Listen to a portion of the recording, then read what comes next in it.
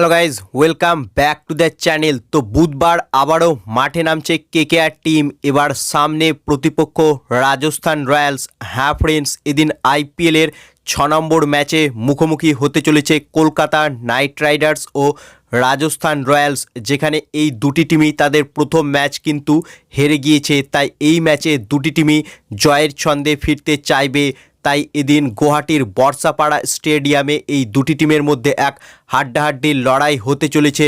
এবার এই ম্যাচের পিচ রিপোর্টের কথা বললে গুয়াহাটির এই বর্ষাপাড়া স্টেডিয়ামের পিচ আর ইডেন গার্ডেন্সের পিচ প্রায় সিমিলার। এখানেও কিন্তু প্রচুর রান হয়।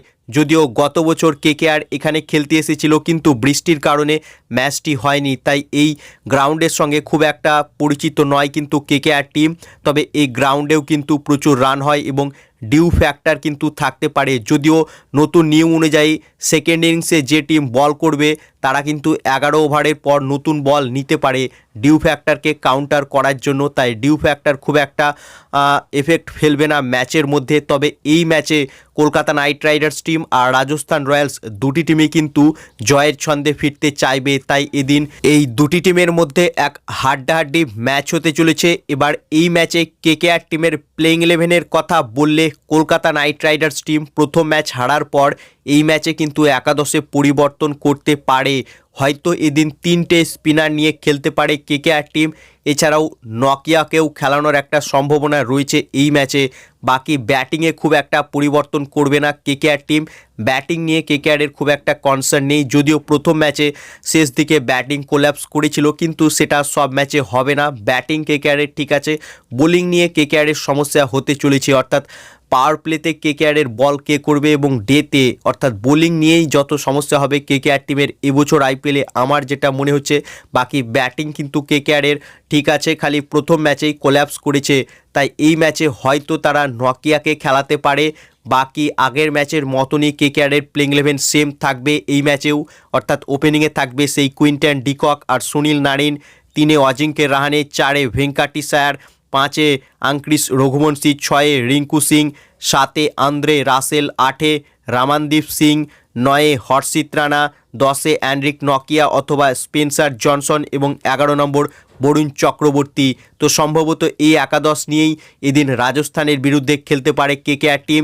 এছাড়াও ইম্প্যাক্ট প্লেয়ার হিসেবে এদিন কেকেআর টিম স্পিনার খেলাতে পারে। হয়তো অনুকূল রয় বা মায়াঙ্ক মারখান্ডেকে ইউজ করতে পারে কেকেআর টিম, নয়তো আগের ম্যাচের মতনই বৈভব আরোরাই ইম্প্যাক্ট প্লেয়ার হিসেবে খেলবে এদিন রাজস্থানের বিরুদ্ধেও কেকেআরের একাদশে। এবার এই ম্যাচে রাজস্থান রয়্যালস টিমের প্লেইং 11-এর কথা বললে হায়দ্রাবাদের কাছে 286 রান খাওয়ার পর রাজস্থান এদিন তাদের প্লেইং 11-এ পরিবর্তন করতে পারে। যদিও রাজস্থানের কাছে অপশান খুব একটা বেশি নেই, তবে এদিন একাদশে কিন্তু আমরা পরিবর্তন দেখতে পেতে পারি। রাজস্থান রয়্যালস টিমের হাসারাঙ্গা হয়তো এদিন খেলতে পারে রাজস্থান রয়্যালস টিমের প্লেইং 11-এ। অর্থাৎ রাজস্থানের একাদশ হতে পারে এদিন কেকেআরের বিরুদ্ধে।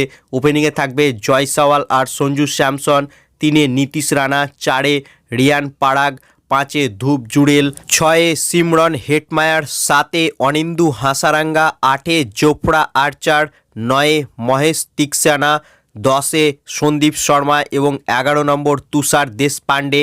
এছাড়াও ইম্প্যাক্ট প্লেয়ার হিসেবে আকাশ মাডওয়ালকে খেলাতে পারে এদিন রাজস্থান রয়্যালস টিম। তো সম্ভবত রাজস্থানের প্লেইং 11 এরকমই হতে চলেছে এদিন কেকেআরের বিরুদ্ধে। সব মিলিয়ে টস কিন্তু একটা গুরুত্বপূর্ণ ফ্যাক্টর হতে চলেছে এই ম্যাচে, কারণ ডিউ ফ্যাক্টর কিন্তু হতে পারে এখানে। বাকি দুটি টিমের প্লেইং 11 দেখার পর তোমাদের কি মনে হচ্ছে এই ম্যাচে কোন টিম জয়লাভ করবে, কেকেআর না রাজস্থান? তোমাদের কি মতামত এ বিষয়ে তা কমেন্ট করে জানাও। এবং ভিডিওটি ভালো লাগলে ভিডিওটিকে করো লাইক এবং আইপিএল ও কেকেআর সম্বন্ধে আরও খবর পাওয়ার জন্য চ্যানেলকে করো সাবস্ক্রাইব। ধন্যবাদ।